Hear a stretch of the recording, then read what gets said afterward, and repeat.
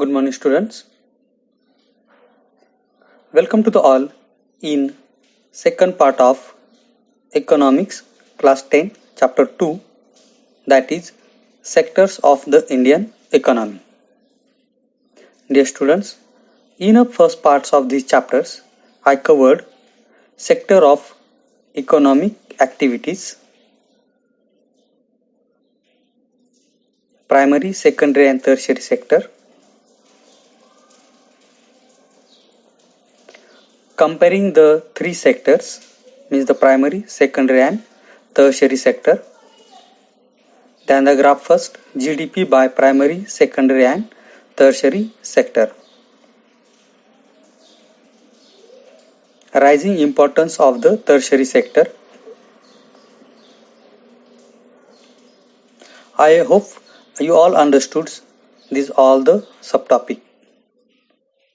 Today I am going to start this particular second parts with remaining subtopic of this chapter.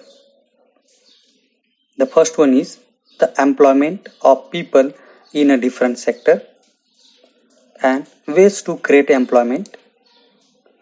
The second one, division of sector as organized and unorganized sector. In this topic, again there are the subtopic, how to protect workers in unorganized sector. And the second last one is sector in terms of ownership, public and private. And the last topic of this chapter is responsibility of government.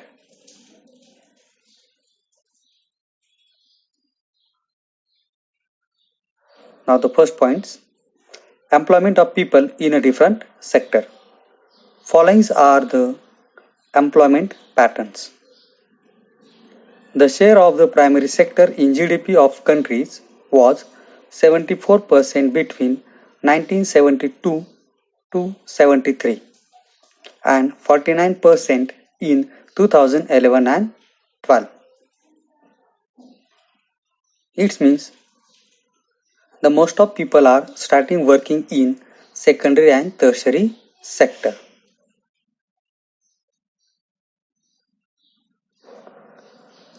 Second one, the secondary and tertiary sector have not created enough jobs to enable a sustained number of people to migrate from agriculture to this sector. The employment in industrial sector went up only 3 times. The employment in service only went up by 5 times. The fourth point, many of the workmen in primary sectors are unemployed or disguised unemployed. Dear students, this disguised unemployment concept I completed in a 9th class. What is the disguised unemployed? Disguised unemployments occur when more people are employed for the same work than actually required. When some of them are removed, in output will not reduce. For example, the family of small farmers in a rural area works throughout the year on his field. Even though all of them are not required all the time. All members of the family in an urban area work in a shop owned by them. Even though all may not be required for the whole day. Means the disguised unemployment. And the last point is disguised unemployment also occur in urban areas.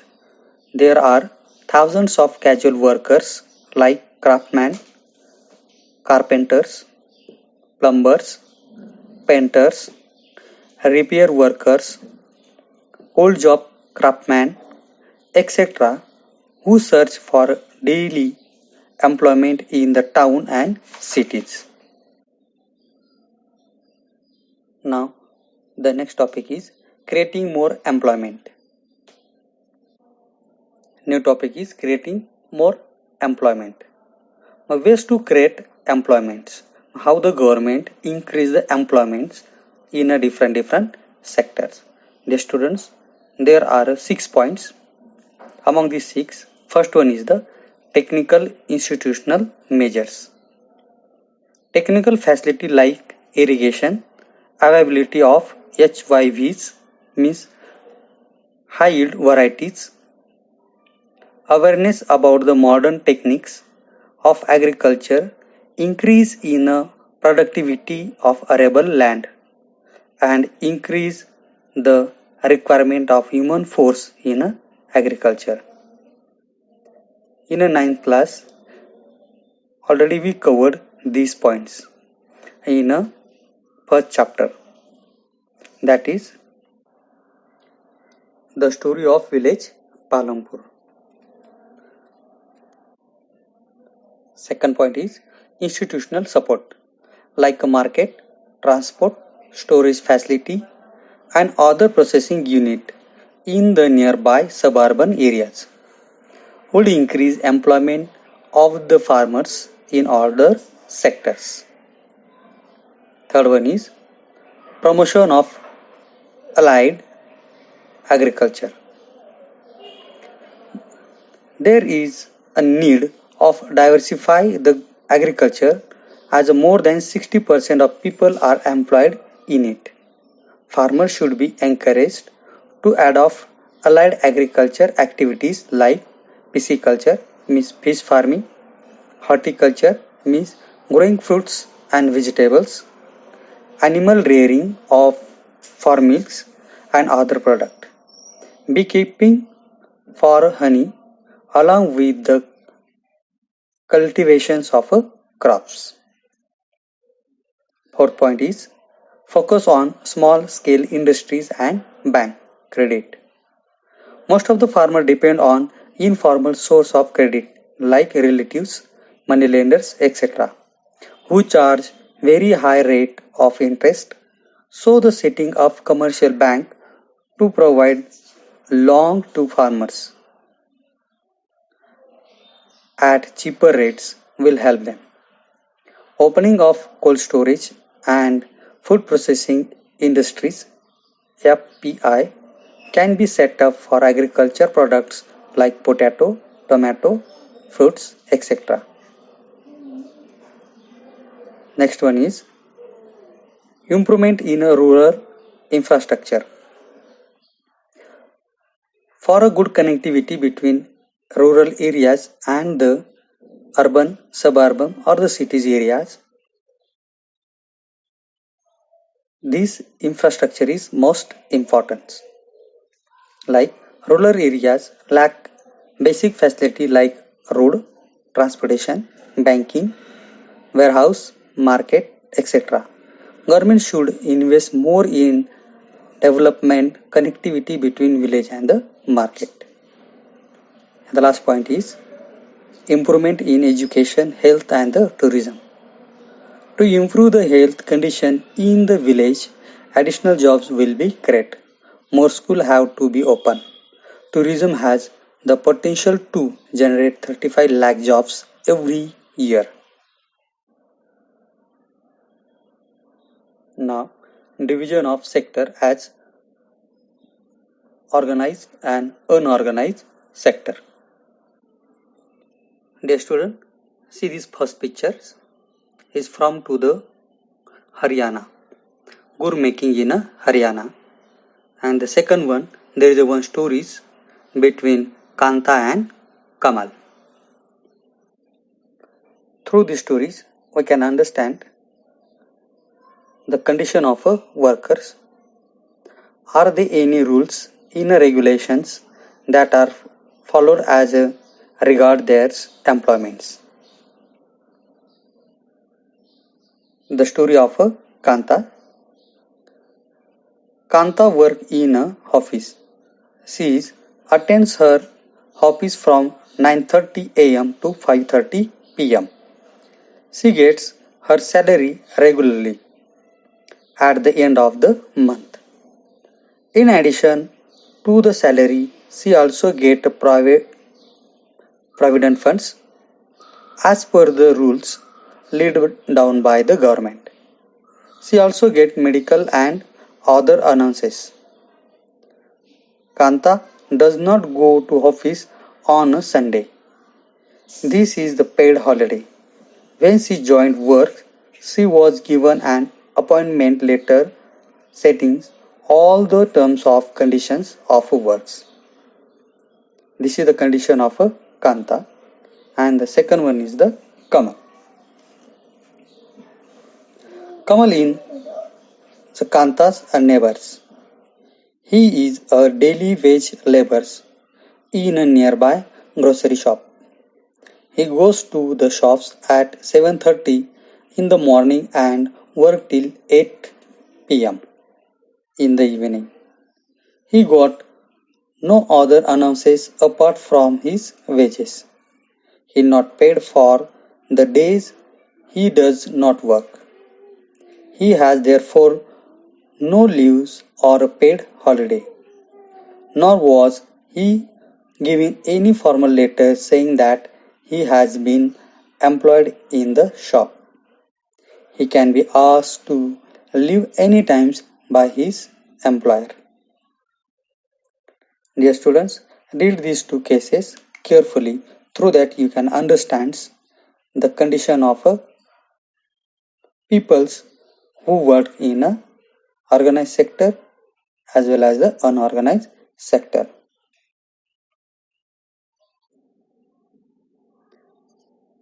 Yes, here is the one table, organized sector and the unorganized sectors.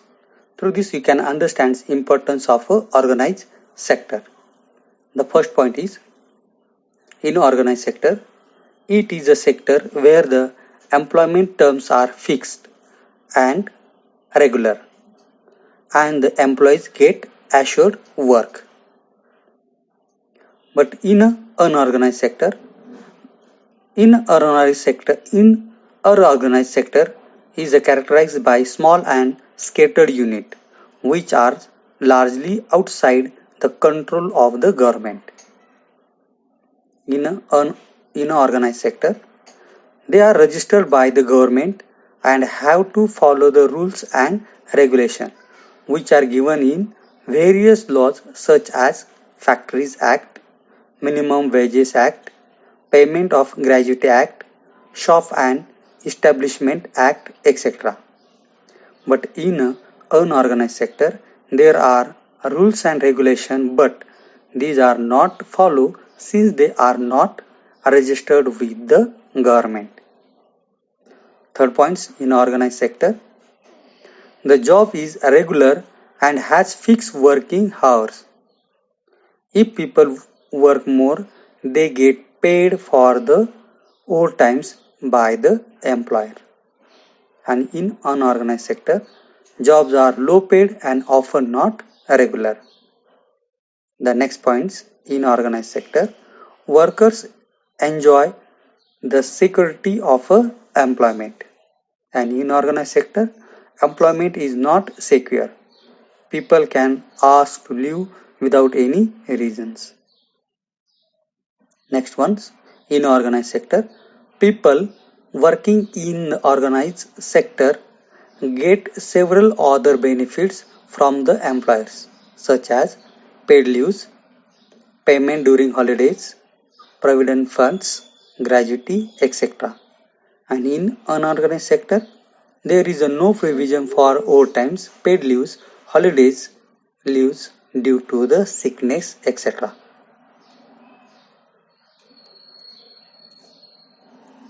Next one, people get medical benefits. The factory's manager has to ensure facility like drinking water and a safe working environment. When they retire, these workers get pensions as well. There is no such facility in an unorganized sector. And the last point of this part is examples. Example of the organized sectors are government employees, registered industries workers, Anganwadi workers, village health workers, etc. And examples from to the unorganized sectors: shopkeeping, farming, domestic workers, laboring, rickshawalas, and rickshaw pulling.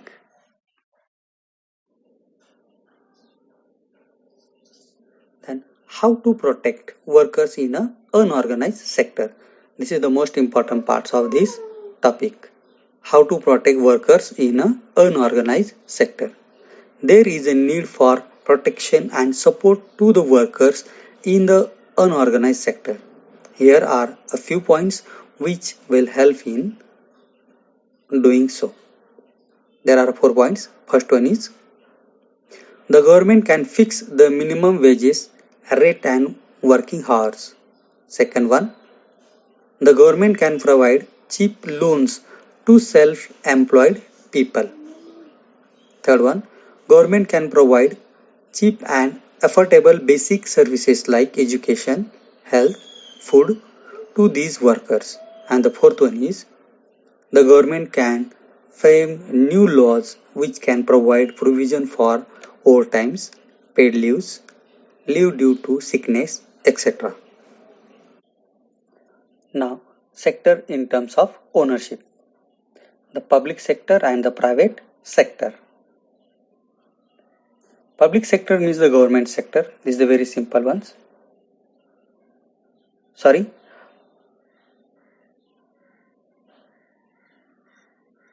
And private sector is what the private individual owners. Public sector. In the public sector, the government owns most of the assets and provides all the services. But in a private sector, in the private sectors, ownership of assets and the delivery of services in is hand to private individuals or companies. Railway or post office is an example of a public sector. And in private, companies like Tata Iron and Steel Companies Limited, TISCO or Reliance Industry Limited are privately owned companies. And the last points of the public sectors. The purpose of the public sector is not just to earn profit. Its main aim is public welfare. But in private sectors, activity in the private sectors are guided by the motivate to earn profits. And last topic of this chapter is responsibility of a government. To create jobs in a different sectors. See this picture. The second one's transportations and creating the more jobs in a public sectors.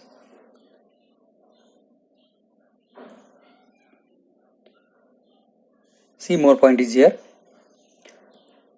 There are a large number of activities which are the primarily responsibility of the governments. Here we have listed a few of them. First one's government raise money through tax and other ways to meet expense on the services rendered by it. Second one, government have to undertake heavy spending such as the construction of road, bridge, railway, harbors, electricities, providing irrigation through the dams, etc. Also, it has to ensure that these facilities are available for everyone. Third one, there are some activities which the government has to support to encourage the private sectors to continue their productions or businesses. Fourth one, the government in India buys wheat and rice from farmers at a fair price and sell at a lower price to consumers through ration shops. In this way, it supports both farmers and the consumers. Fifth one, running proper schools and providing quality education, health and education facility for the all some of the duties of the government. Government also need to pay attention to aspects of human development such as availability of safe drinking water, housing facility for the poor, and food and nutrition. Taking care of the poorest and the most ignorant regions of the country. The student, I hope you understand this topic. Thank you.